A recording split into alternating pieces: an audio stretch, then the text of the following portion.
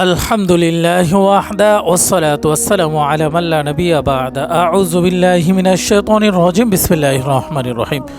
প্রিয় দর্শক মণ্ডলী, আজকে আপনাদের সামনে গুরুত্বপূর্ণ একটা আমল নিয়ে কথা বলবো।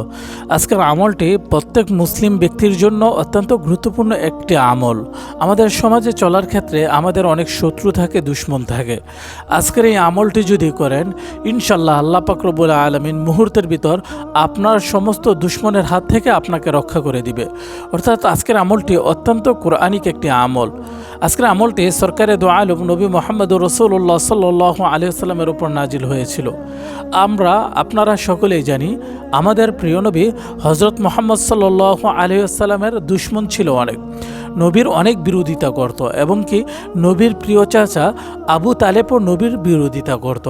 তাই নবী করিম সাল্লাল্লাহু আলাইহি ওয়াসাল্লামকে যখন তারা শত্রুমানি করত, নবীকে কষ্ট দিতে চাইতো, তখন আল্লাহ পাক রব্বুল আলামিন পবিত্র কোরআনে এই সূরাটা নাজিল করে আর নবীকে জানিয়ে দেয়, হে মুহাম্মদ সাল্লাল্লাহু আলাইহি ওয়াসাল্লাম, যখন শত্রুরা আপনার উপর শত্রুতামানি করবে, আপনার ক্ষতি করতে চাইবে, আপনি এই আমলটি করবেন, আর আল্লাহ পাক রব্বুল আলামিন মুহূর্তের ভিতর এই আমলের বরকতের বদৌলতে আপনাকে রক্ষা করে দিবে। আমরা সকলেই জানি, নবীর প্রিয় চাচা ছিল আবু তালেব। আবু তালেব নবীকে অনেক কষ্ট দিছে, নবীকে পাথর মারছে, হাত দিয়ে পাথর নিক্ষেপ করছে, অকাতরে নবীকে কষ্ট দিছে।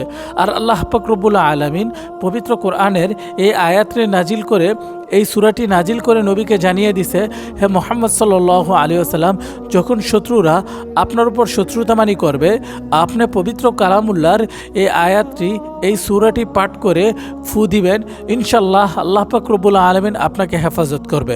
প্রিয় দর্শক মণ্ডলী, আজকের আমলটি হচ্ছে পবিত্র কোরআনুল কারীমের 30তম পারার সূরাতুল লাহাব। লাহাব বলতে তাব্বাত ইয়াদা আবি লাহাবি ওয়া তাব, এই সূরাকে বোঝানো হয়। আমাদের চলার ক্ষেত্রে অনেক শত্রু হয়, এই শত্রুর হাত থেকে বাঁচতে হলে আপনি এই আমলটি করবেন। কিভাবে করবেন?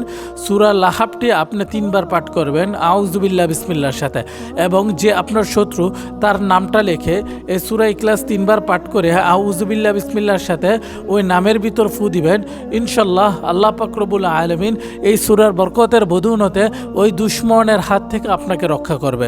প্রিয় দর্শক মণ্ডলী, আমলটি আবার বলতেছি, আপনার শত্রুর আপনি নাম লিখবেন, লিখে পবিত্র কোরআনুল কারীমের সূরাতুল লাহাব আপনি সুন্দর করে তেলাওয়াত করে সেই নামের উপর ফু দিবেন।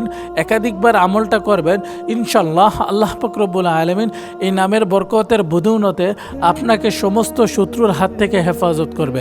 কেননা আল্লাহ পাক রব্বুল আলামিন পবিত্র কোরআনুল কারীমে সূরাতুল লাহাব নাজিল করলেন, তাব্বাত ইয়াদা আবি লাহাবি ওয়া তাব। আল্লাহ আয়াত নাজিল করে জানাই দিলেন, যেহেতু আবু লাহাব নবীর বিরোধিতা করছে, নবীর ক্ষতি করার চেষ্টা করছিল, নবীর শত্রু ছিল, তাই আল্লাহ বলছিল যে আবু লাহাবের 2 হাত ধ্বংস হোক।